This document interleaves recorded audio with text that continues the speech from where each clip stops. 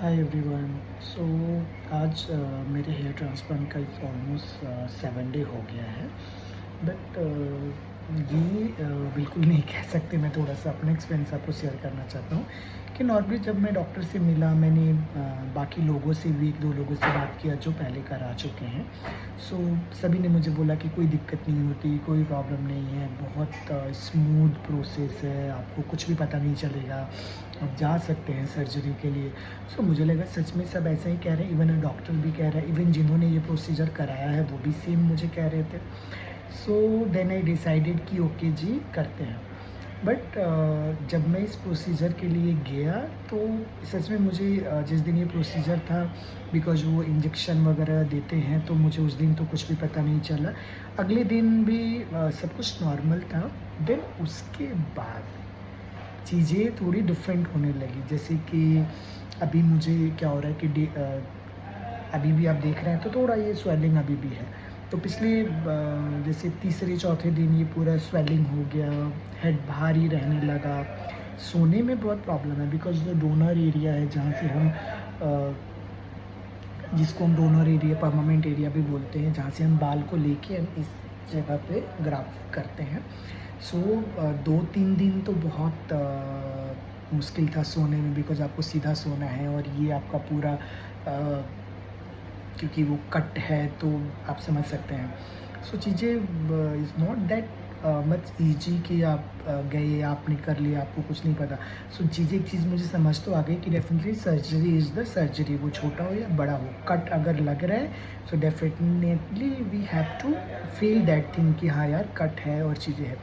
अब क्या हो रहा है कि डे बाई डे चीज़ें ठीक है, अभी ऑलमोस्ट 7 डे हो गया, लेकिन स्टिल जो मेरा बैक एरिया है वो कुछ ऐसे कट्स हैं जो थोड़े ज़्यादा है, कुछ कम है। तो स्टिल मुझे फीलिंग है मेरा जो ये है कि मुझे ऐसे लग रहा है कि यार कुछ तो खींच रहा है। अब प्रॉब्लम ये तो ठीक है, मुझे पता है कि वो कट है और ठीक है। अब एक नई प्रॉब्लम जो स्टार्ट हुई है कि जैसे-जैसे आपका टाइम बढ़ रहा है, ये जो एरिया है ये खिंच रहा है। खिंच रहा है मीन्स कि ऐसे लग रहा है कि यार बार-बार मैं इसको ऐसे रब करूँ या कुछ ऐसे करूँ।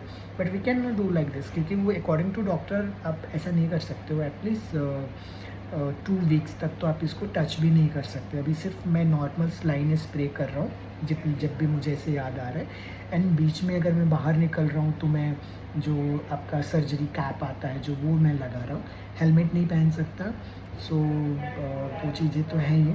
बट बहुत सारी चीज़ें कई बार क्या होता है कि आप सोचते कुछ और हैं और नॉर्मली होता कुछ और है।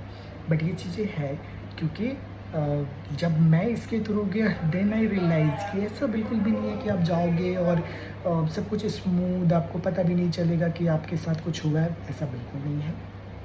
चीज़ें पता चलेगी। एंड मुझे लगता है कि जब तक ये प्रॉपर डोनर एरिया हील नहीं हो जाता, चीज़ें तो है थोड़ा, जैसे अभी भी मुझे ऐसे लग रहा है कि कुछ तो अंदर ऐसे हो रहा है, बिकॉज वो कट है पूरा। मैं सुबह इसको जॉनसन शैम्पू से वॉश करता हूँ, देन मैं अप्लाई करता हूँ medicine twice a day. But still उसको अभी टाइम चाहिए थोड़ा हील होने के लिए।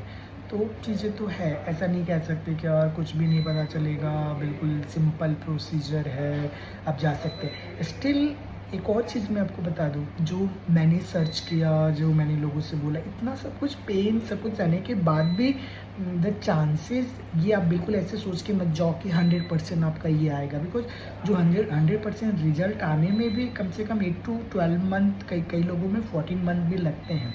सो इनिशियली और इंस्टेंट वी कैन नॉट से लाइक दैट कि यार आपका तो ट्रांसप्लांट बहुत परफेक्ट है और बिल्कुल सक्सेस हो गया। सो लाइक ऐसे की चीज़ें है, नहीं भी है। सो ठीक है, बट जब ये कराया है तो मुझे ये होप तो है कि सब कुछ प्रोसीजर सब कुछ अच्छा हुआ है। और मेडिकल कंडीशन कुछ ऐसा ज़्यादा कुछ नहीं है।